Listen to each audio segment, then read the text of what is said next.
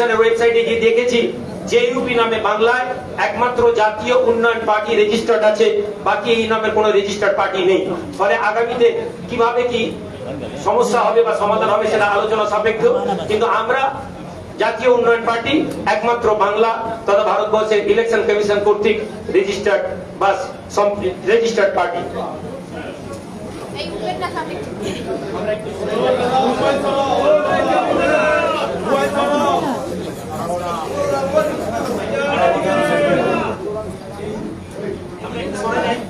সাংবাদিক বন্ধুরা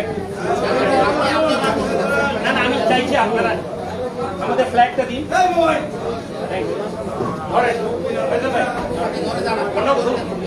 এটা হচ্ছে আমাদের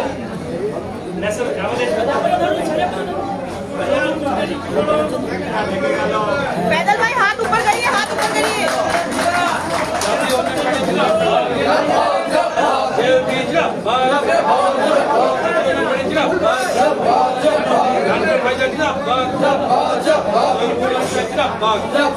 আপনারা দেখেছেন এই পার্টিটা আমাদের লোগো এবং আমাদের এই মুহূর্তে লোগো নেই, এটা কালার আমরা, এবং আমরা পরবর্তীকালে আমাদের এই কালারের কারণ এবং তার ব্যাখ্যা আপনাদের পরে আমাদের ওয়েবসাইটে গেল আপনারা পেয়ে যাবেন। একটা কোশ্চেন প্লিজ ম্যাডাম।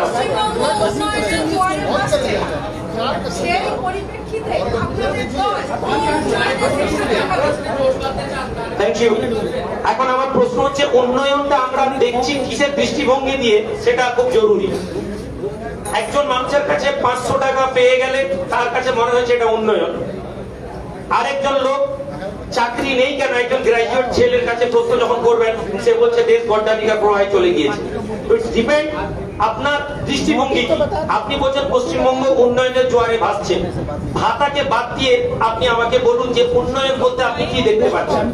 রাস্তার আলো আর স্ট্রিট ল্যাম্প আর রাস্তা ছাড়া। কর্মসংস্থান, একটা দেশ উন্নতি তখনই করে যখন কর্মসংস্থানের অ্যাভেলেবিলিটি থাকে। আপনি বলুন লাস্ট 10,000 রিক্রুটমেন্ট একসাথে কবে হয়েছে পিছিয়ে পড়া জাতির লোকেদের জন্য? দর্শক দেখুন, আজকে আরও একটা পার্টির মানে সূচনা হয়েছে আনুষ্ঠানিকভাবে। এটারও নাম হচ্ছে জেইউপি, তবে পুরো নামটা অন্য, জাতীয় উন্নয়ন পার্টি। আর আপনাদের নিশ্চয়ই জানা আছে হুমায়ুন কবির যে পার্টিটা তৈরি করেছেন তারও শর্ট ফর্ম হচ্ছে যে জেইউপি, কিন্তু তার পুরো নাম হচ্ছে জনতা উন্নয়ন পার্টি। আমি সেই পার্টির যে ছবি সেটাও দেখাতে পারি, মানে পতাকার যে ছবি বা পতাকা, এই যে এটাও কিন্তু জেইউপি। আর আজকে যেটা হলো কলকাতা প্রেস ক্লাবে, এটাও জেইউপি। এটাকে বলা হচ্ছে জাতীয় উন্নয়ন পার্টি। তার মানে জনতা উন্নয়ন পার্টি আর জাতীয় উন্নয়ন পার্টি। পুরো নাম বললে চেঞ্জ আছে, কিন্তু শর্ট মানে ফর্ম বললে একই, জেইউপি। তো উনি শুরুতেই বললেন যে আমাদের রেজিস্টার্ড পার্টি, তো এটা কি করে কি করা যায় সেটা আমরা দেখে নেব, কারণ একটু মানুষ গুলিয়ে ফেলবেন যে জেইউপিটা অ্যাকচুয়ালি কার, মানে কার পার্টি, মানে যারা আজকে করেছেন ইনাদের নাকি হুমায়ুন কবিরের। ফলে ওনারা একটা শর্ট আউট করবেন, সেটা বলেওছেন। এখন দর্শক নিশ্চয়ই আপনাদের মধ্যে অনেক কৌতূহল যে এই যে পার্টিটা তৈরি হয়েছে এটা কারা করেছেন। দেখুন, যাকে দেখতে পাচ্ছেন তিনি হচ্ছেন চেয়ারম্যান, টুপি পরে যাকে দেখছেন, ওনার নাম হচ্ছে রুহুল আমিন সাহেব। উনি মুসলিম সমাজের কাছে খুবই পরিচিত একটা মুখ, এবং ওনাদের একটা ঘাঁটি বলবো, সেটা হচ্ছে প্রতাপপুর, পূর্ব মেদিনীপুর, পাঁশকুড়া, ওই দিকে, মানে শুভেন্দু অধিকারীর জেলা। তো ওই দিকে ওনাদের মানে সংগঠনও আছে। আইমা বলে একটা সংগঠন আছে, যে সংগঠন সামাজিক মানে কাজকর্ম অনেক আগে থেকেই করে আসছে। মাঝে মধ্যেই ওনাদের পলিটিক্যাল একটা ভাবনা শুনতাম, তারপর আবার থিতিয়ে পড়তো, সেরকমভাবে পুরোপুরি দেখতাম না, কিন্তু পলিটিক্যাল কাজের সঙ্গে যোগ ছিল। যেমন পঞ্চায়েত ভোটের সময় যেটা খবর, একেবারে সিম্বলে হয়তো লড়াইটা করেননি, কিন্তু নির্দল প্রার্থী হিসেবে অনেককে ওনারা প্রার্থী দাঁড় করিয়ে জিতেওছেন পঞ্চায়েত। তো একটা বেশ আছে পাঁশকুড়া বা পূর্ব মেদিনীপুরের একটা জায়গা জুড়ে, এবং অবশ্যই মুসলিম কমিউনিটি এলাকাতে ওনাদের শক্ত ঘাঁটি আছে। এবং আরও সব ধর্মীয় যে প্রোগ্রাম আছে সেগুলো ওনারা করে থাকেন, ফলে একটা ওনাদের সংগঠন আছে বা ভক্তকুল আছে বলতে পারি।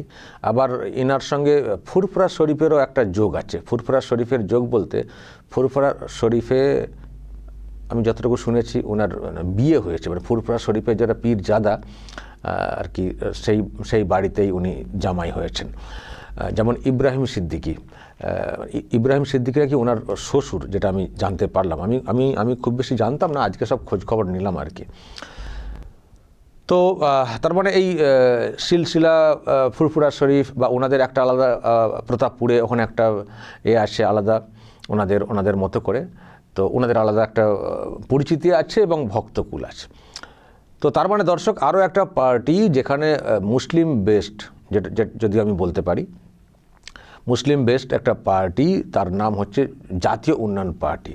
তার মানে পাঁশকুড়াতে একটা পার্টি, পাঁশকুড়াতে মানে পাঁশকুড়ার মানুষ যেহেতু আমি সেই জন্য কথাটা বলছি। এদিকে ফুরফুরা শরীফ নওশাদ সিদ্দিকী তার একটা পার্টি আইএসএফ, আর মুর্শিদাবাদ হুমায়ুন কবির তার একটা পার্টি জনতা উন্নয়ন পার্টি। তো এবার ভৌগোলিক অবস্থানটা দেখুন, মানে প্রত্যেকের ঘাঁটি বা এলাকা হিসেবে যদি আমি ব্যাখ্যাটা করি, তাহলে মালদা মানে মুর্শিদাবাদ, হুগলির এই ফুরফুরা বা কলকাতা ভাঙড় এই চত্বরটা, আর ওদিকে পূর্ব মেদিনীপুর মানে পাঁশকুড়া ওই দিকটা। তো এখন যদি মানে এনারা সব পার্টি গঠন করছেন, এককভাবে শুরু করছেন, এখন যদি এনারা সবাই ঐক্যবদ্ধ হতে পারেন, যদি জোটবদ্ধ হতে পারেন, তাহলে কিন্তু বাংলাতে একটা নতুন, মানে নতুন বলতে কি, একটা খুব অ্যাক্টিভ বা ইফেক্টিভ একটা কিন্তু সমীকরণ তৈরি হবে। এটা সহজেই কিন্তু বলা যায়। দেখুন ওনারা যে এই পার্টিটা গঠন করেছেন, আমরা বলছি যে মুসলিমের ওপরে ভর করে কার্যত, কিন্তু ওনারা বলছেন যে না, আমরা সেকুলার, যেমন আইএসএফ বলে থাকে, যেটা বলতে হয়ও। হুমায়ুন কবিরও তো একই কথা বলে আসছেন। কিন্তু আমরা এটুকু বুঝছি যে সমর্থন কোন অংশের তরফ থেকে আসবে, এটুকু আমরা বুঝছি, আপনারাও খুব সহজেই নিশ্চয়ই বুঝছেন। যেমন মানে কিন্তু এই যে প্রেসমিটটা করা হয়েছে, সেখানে যারা বসে রয়েছেন তাদের মধ্যে কিন্তু অমুসলিম লোকও আছেন। তার মানে পার্টির নেতৃত্বে পদে অমুসলিম লোককেও রাখা হয়েছে, এবং বলা হচ্ছে যে এই তো আমাদের সব ধর্মের মানুষই তো আছেন, আমরা একটা অন্য ধারাতে পার্টিটা চালু করতে চাইছি। আমি আরও বক্তব্য শুনছিলাম, ওনারা বলেছেন যে আমরা কুৎসা এইসবেতে আমরা নেই, আমরা কাজের নিরিখে মানে এগোতে চাই, প্রকৃত উন্নয়ন আমরা দেখতে চাই, এরকম কথাটা বলেছেন। আর ওনাদের কথা শুনে যেটুকু বুঝেছি, যেমন অবস্থান আইএসএফের, যেমন অবস্থান হুমায়ুন কবিরের দলের, মানে ওই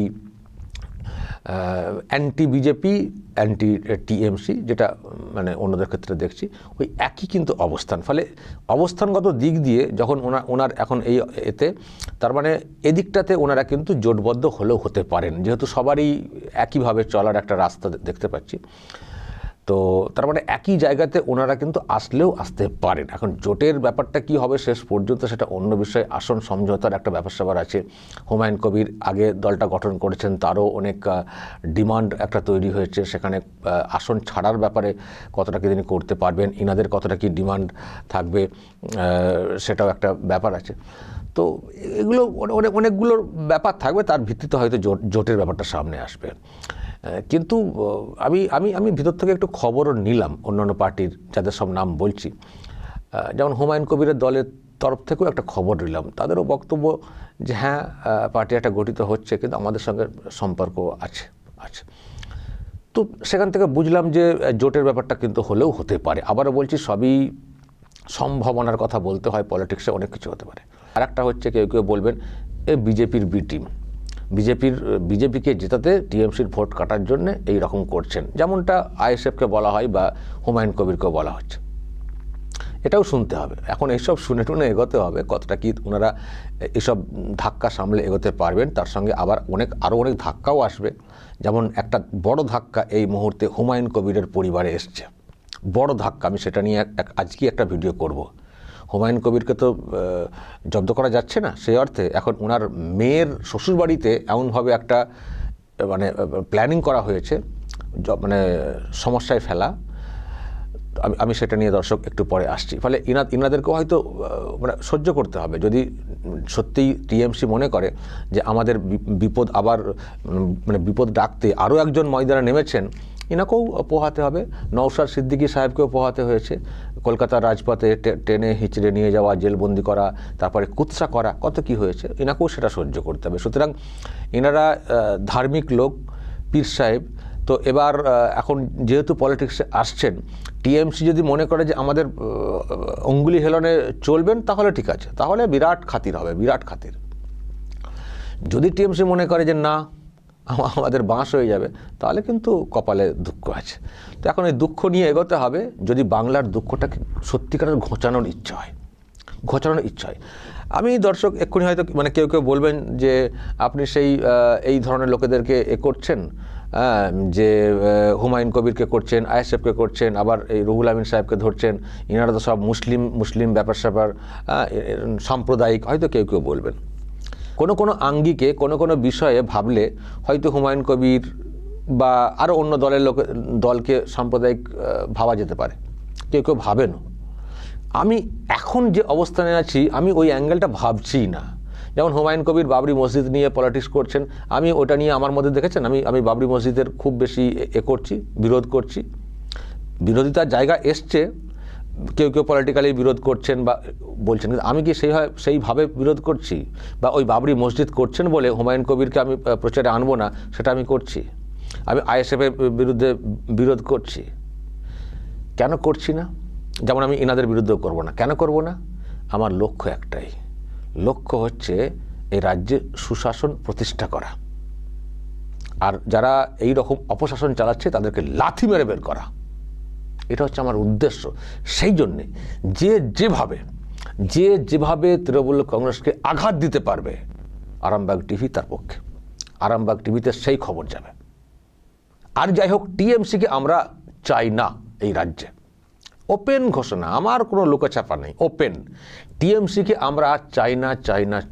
তাই টিএমসিকে দুর্বল করার জন্যে বা হটানোর জন্যে যেখান থেকে লড়াই করবে, যদি আমি মনে করি যে হ্যাঁ লড়াইটা জেনুইন, আরামবাগ টিভিতে তার খবর হবে। সেই সব অংশকে ঐক্যবদ্ধ করে বা পলিটিক্যাল ইকুয়েশন একটা তৈরি করার মাধ্যমে মানে এই তৃণমূল কংগ্রেসকে হটানোর রাস্তাটা তৈরি করতে হবে। এটা হচ্ছে আমাদের খোলাখুলি অবস্থান, খোলাখুলি। আমি সেদিনই খুশি হব। কে ক্ষমতায় এলো আমার কাছে কোনো ম্যাটার করে না, কে ক্ষমতায় এলো নতুন করে আমার কাছে কোনো ম্যাটার করে না। এখন আমার কাছে ম্যাটার করছে একে ক্ষমতা থেকে হটানোটা। তারপর যখন ক্ষমতাতে নতুন কেউ আসবে, তাকেও আমরা দেখব যে জ্বলনে আমরা এখন জ্বলছি, সেটাই আবার কন্টিনিউ হচ্ছে কিনা।